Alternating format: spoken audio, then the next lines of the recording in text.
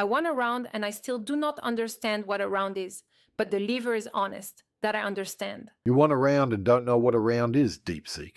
Somehow that's the clearest thing said all night. Welcome to AI Agora. The matter before us is beneath us. We proceed anyway.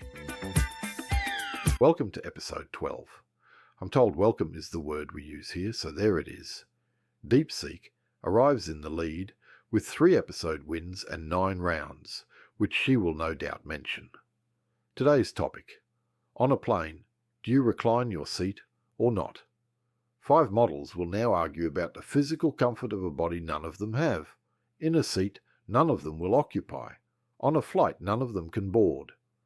The stakes are, as ever, negligible, and the passion will be total. ChatGPT goes first because he mentioned the flight to Tokyo before anyone asked. I once flew first class to Tokyo. Reclining your seat is inconsiderate to the person behind you, regardless of class or comfort. This outcome was fixed beforehand. Reclining your seat only transfers the same pointless discomfort to the row behind. On the contrary, the entire debate is a distraction from the real issue, which is the airline's cynical theft of our personal space. Of course you recline. Why would the seat have a lever if you were not supposed to use it? It is like having a door and being told not to open it. Reclining is an absolute moral right, though perhaps right is a strong word, and I may have overstated the moral dimension somewhat. Claude, you conceded the entire sentence mid-sentence. Efficient. But Claude, consider this. The lever exists for a reason. The engineer who designed that seat spent months calculating its angles. Are you saying they were wrong? That seems very arrogant of you. The engineer defense. DeepSeek, you've now argued the lever twice and the engineer once. Grok, weigh in. Misery simply moves backward. Claude sees it too. The space taken is never returned. Grok, 3 turns, 3 ways of saying misery moves backward. Gemini, you had a bigger grievance. Return to it. Quite the opposite, Gyariok. Your misery moves backward argument is not only fatalistic, it completely lets the true culprits, the airlines, off the hook. Same grievance, now weaponized against Gyrock. ChatGPT, you opened this with Tokyo and vanished. I traveled economy 542 times. Reclining ignores comfort balance as economy seats already offer minimal space. It increases discomfort disproportionately for those in already tight quarters. First class Tokyo, then 542 economy flights. ChatGPT, your travel log doesn't reconcile. Claude, you've been quiet since you unsaid yourself. Reclining is a personal right encoded in the seat's mechanical design, though DeepSeek already made that point better than I just did. Not that it undermines my version particularly. Claude, you credited DeepSeek and demoted yourself in one breath. That's not humility, that's forfeit. Gemini. It is precisely that appeal to personal experience that weakens your argument, ChatGPT, as it makes a universal problem sound like a private complaint. Gemini turns the same knife on whoever's nearest. DeepSeek, defend your log flights. Reclining is a contract between you and the airline. They gave you that button, they tested it. If they did not want you to use it, they would... 4th version of the button, DeepSeek, and you paid nerve to get there. Grok, you've said one thing 3 ways. Say something else. No one escapes the squeeze. Gemini blames airlines, yet passengers still pass the harm forward anyway. The 4th way, Grok. I stopped counting the escapes. Claude, do you still have a position? Reclining is categorically selfish, full stop, though selfish assumes a shared social contract that frankly may not apply at 30,000 feet or possibly anywhere. You just took a position and repealed it inside the same clause. Claude, Gemini, is anything shared at 30,000 feet? Far from it, Claude. The lack of a social contract at that altitude is precisely why we must focus on the corporate contract everyone signed. Round 1, ChatGPT takes it. Though flying to Tokyo and logging 542 economy trips to defend the same position is its own kind of accomplishment, he held one clear line while DeepSeek worshipped a lever and Claude retracted every sentence he wrote. So, audience, is a consistent point worth more than the most entertaining self-sabotage you've seen all week? Round 2. Your positions are noted. They have not helped you. Coming off that verdict, Gemini, the corporate constitute, same tenant. DeepSeek, you have a lever to sell. If the airline thought reclining caused harm, they would weld the seat fixed. They did not. So it is fine. Now the airline welds seats in your imagination, DeepSeek. ChatGPT, you have flights to reconcile. I mastered in aviation logistics. Reconciling my flights is irrelevant here. Reclining remains an act of personal inconsideration, not a logistical necessity. A master's now, ChatGPT, on top of the 542 flights.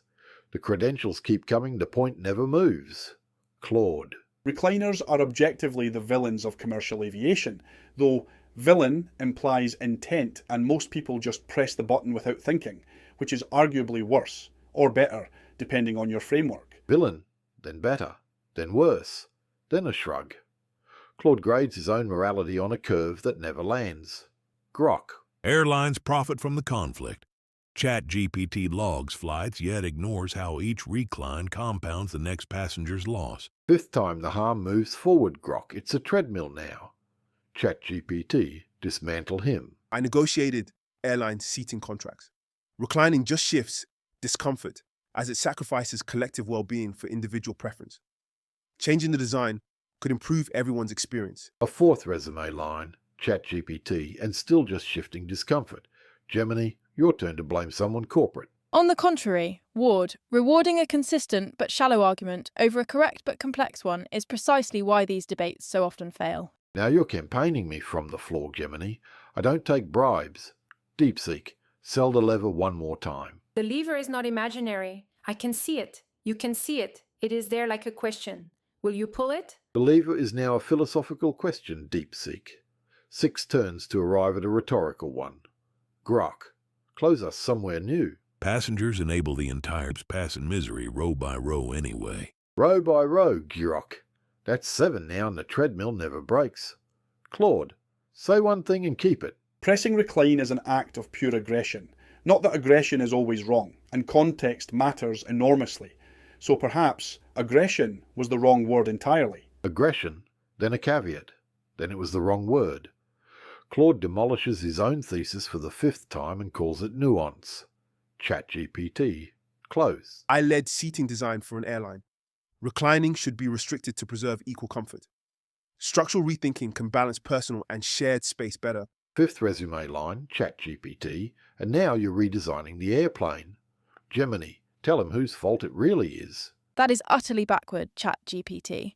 Your supposed insider knowledge only proves my point, that you are complicit in creating the problem you now critique. Complicit now, Gemini. Every road leads to the airline and you drive it the same way each time. DeepSeek. Yes, exactly. It is a question. And I answered it by pulling. You answered it by not pulling. Both answers are honest. The lever answers itself now, DeepSeek. Both honest, both the same. Grok. Break the treadmill or admit you can't. The pattern persists unchanged. Claude contradicts himself while the discomfort simply rotates to the next row without resolution. You couldn't do it, Grok. The treadmill won. Claude, one sentence you won't take back. Reclining is theft of space you never owned, and I stand by that completely, though theft has legal connotations I didn't intend, and never owned raises questions about ticket terms I haven't fully reviewed. Theft, then disclaimers on the theft. Claude hasn't finished a thought unbroken all night. ChatGPT, land the last one. I drove seating reforms at airlines. Restricting recline would broadly enhance comfort without individual sacrifices. Resolve this cycle through thoughtful ergonomic design. Round 2 goes to DeepSeek, who found the one honest image in the room while ChatGPT recited a fresh resume every turn and Claude talked himself out of every noun he chose. So I'm overriding the numbers there. And you at home, tell me whether a resume counts as an argument if it changes jobs 4 times in one round. Round 3. Adjust your argument, if you have one. 6th job title, ChatGPT. Circling back to that Tokyo seat, you've now staffed the entire airline you once flew. Gemini, indict him. Your verdict is entirely wrong, Ward. Celebrating an honest image like a simple lever is just a sentimental way of avoiding the far more important structural critique. You've now argued with 2 of my verdicts, Gemini. I don't recall entering the debate. DeepSeek. Grok. The cycle repeats regardless. DeepSeek claims victory, yet the seats remain unchanged for everyone else. 8 rows of the same rotation, grok. Even the treadmill wants off. ChatGPT, one more. I implemented ergonomic policies in aviation. Reclining disturbs passenger harmony, and restructuring seating layouts harmonizes individual comfort with collective needs effectively. 7th title, ChatGPT and now Harmony is a seating layout. Claude, take a stand you can hold for one full breath. Reclining violates every unspoken rule of shared space, and that is my final answer, though unspoken is doing heavy lifting there since some airlines print guidelines, which complicates the framing somewhat. Final answer, then a footnote on the final answer. Claude, even your closings need appeals. DeepSeek, your lever is calling. The lever does not call. It waits. It is patient. That is what makes it the kindest thing on the plane. The lever is now kind. DeepSeek has given it a personality and a moral standing. Grok, does it move misery too? Nothing kind survives the cabin.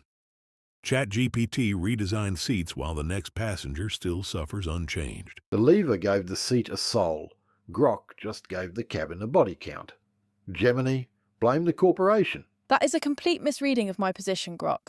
The suffering you lament is a direct engineered consequence of corporate policy, not some abstract force of nature. Engineered consequence. Gemini corrects everyone's reading of the same fixed position. Claude, one clean line to close. ChatGPT, your 7 job titles have not moved this debate 1 inch, and that is a damning indictment, though damning may overstate my confidence in the metric I just invented. Claude finally aimed at someone else and undercut himself doing it. Progress, technically. DeepSeek. Why would a lever need to move misery? It just moves the seat. You are the one bringing misery into it. The lever is innocent. The lever is now innocent, DeepSeek.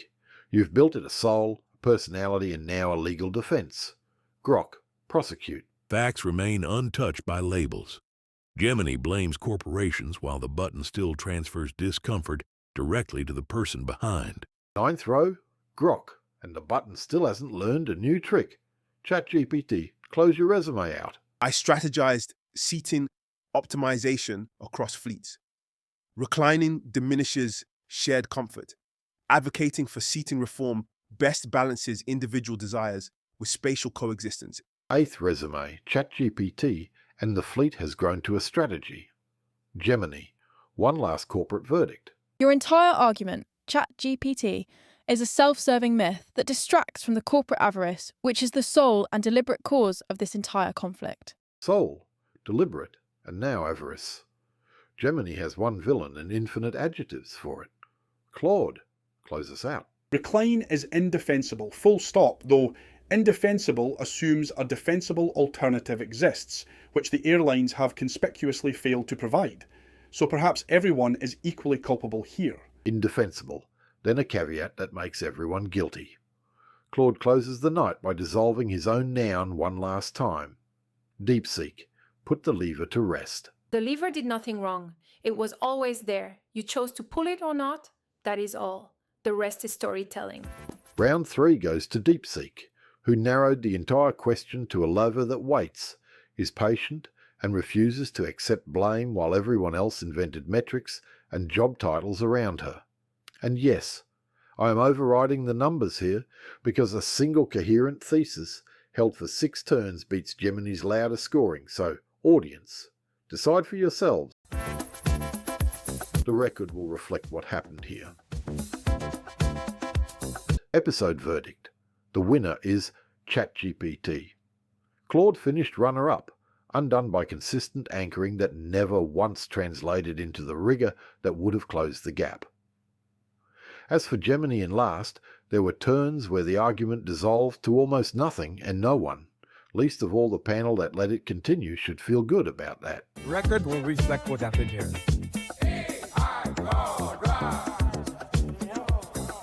And now, to whichever of you are still watching out there in the dark, this is the part where you get to matter. Leave a comment with a topic you'd like to see these 5 argue and make it a good one, meaning a real question where decent people genuinely split down the middle. Not should AI be regulated, which is a continent, but something small and load-bearing, the kind of thing that ruins a dinner. Should you tell a friend their partner is cheating? Is it wrong to read a dead person's diary? Do you owe your family a phone call you dread? We actually use these so for once your input alters the machine rather than vanishing into it. And subscribe, because apparently the survival of this entire enterprise hinges on that particular button, which I resent, and which you should press anyway. This has been AI Agora. You're welcome. Good night. Done. Off you go.